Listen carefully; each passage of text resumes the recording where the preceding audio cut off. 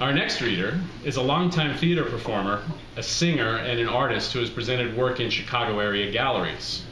His writing has appeared in Our Legacies, Writings from Chicago's Older Gay Men.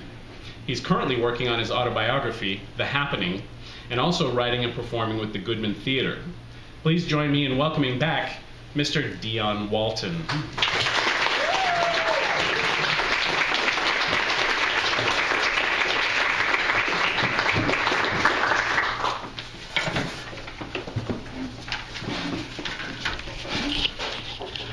Okay. Perfect. Have to excuse me. It's kind of chilly over there. I felt like I'm freezing. Okay. This story is a story from my autobiography, and I first did it with Second Story, and it's about the struggle of and when you feel that you're in the depths of death, and you come out a survivor. And it's entitled, Dead You Say, Okay. I awoke to a tall, slender white woman, Julia, who was my nurse practitioner.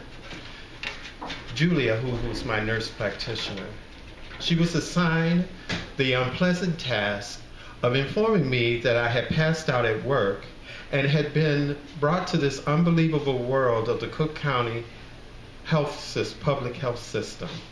She told me that my HIV virus had progressed and I had 8 T cells and a viral load of 50 million, trillion, billion, jillion, and rising. My prognosis, death.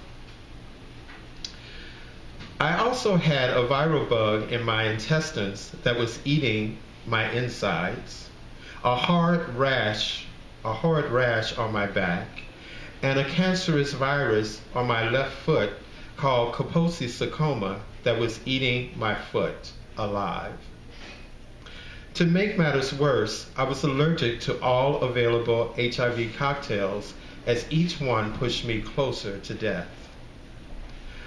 Being susceptible to every known virus on the earth, the Cook County Hospital, for me, looked less sanitary.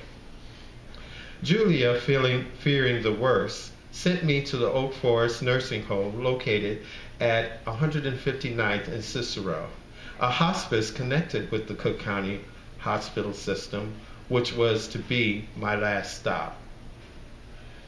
It was like a country club with deer, ducks, and a beautiful landscape. I arrived on a cold, chilly night in March of 2000. They rolled me through a doorway that read, Morgue. My heart dropped as I passed through a concrete basement where I imagined that I would soon reside. My feelings turned to hopelessness and loss. When I got to my floor, I was placed into a pristine single room. I laid in a dark, quiet silence as the air around me smelled like a mixture of pine and old people. I started to cry, and as I cried, my mind flowed back to the memories of sitting in my mother's living room at the age of 8, watching a television program called Shindig. Through a flickering light, I saw 3 slender women performing a song, Stop in the Name of Love. I asked, Mama, who's that in the middle?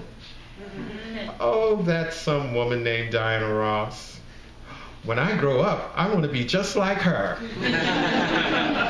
You can't. She's a girl. You're not. Go to bed. I went to bed thinking, I'll show her.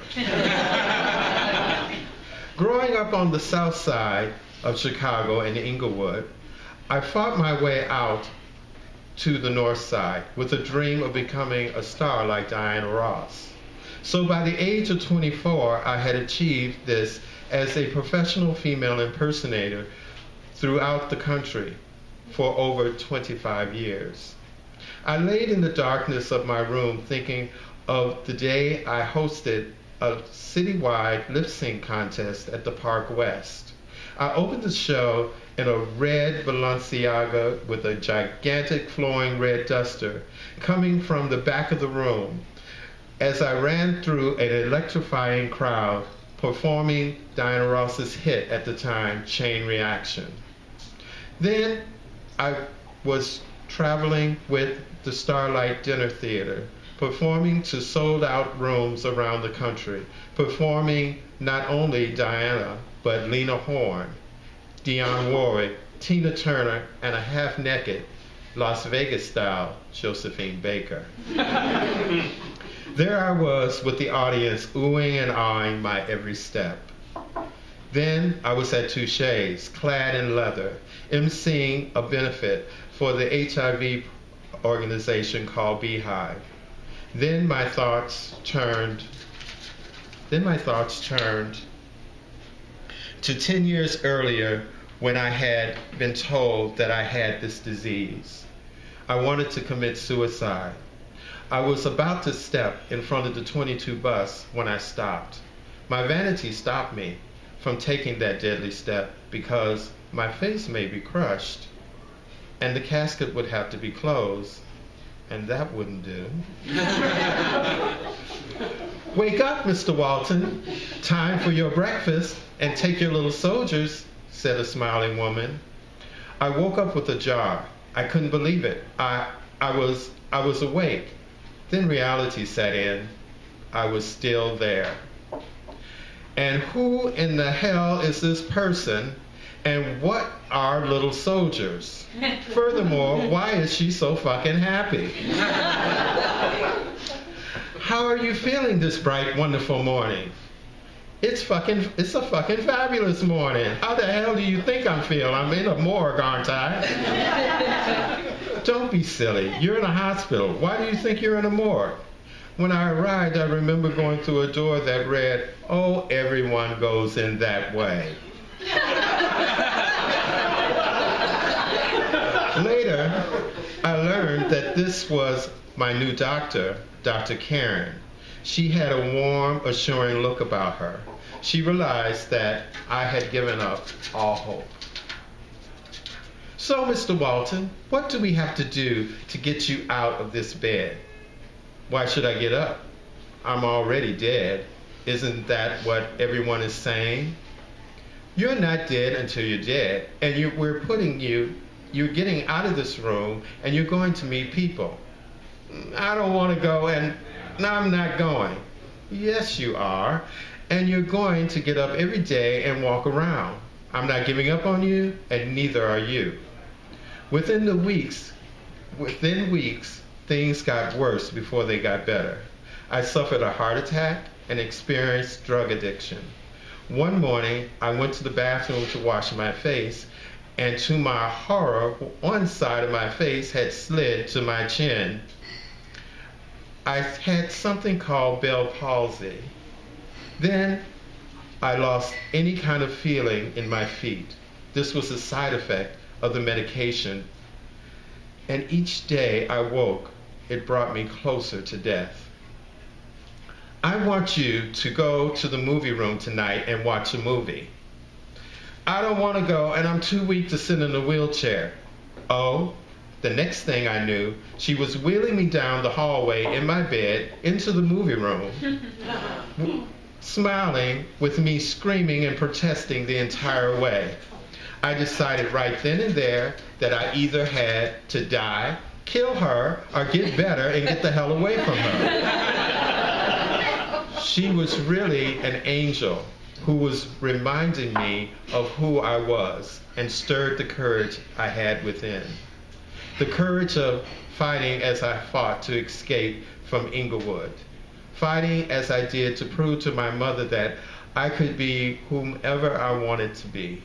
Fighting as I had for the past 10 years against this disease that had claimed the lives of so many before me.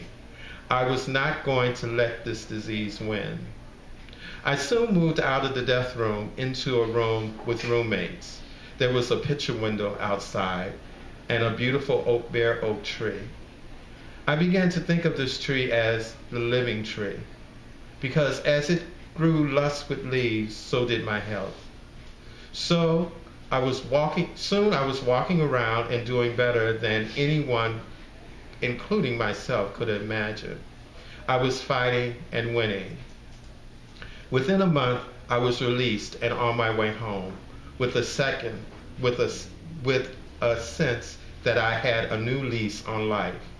Remembering my life past and present, I now was looking toward the future.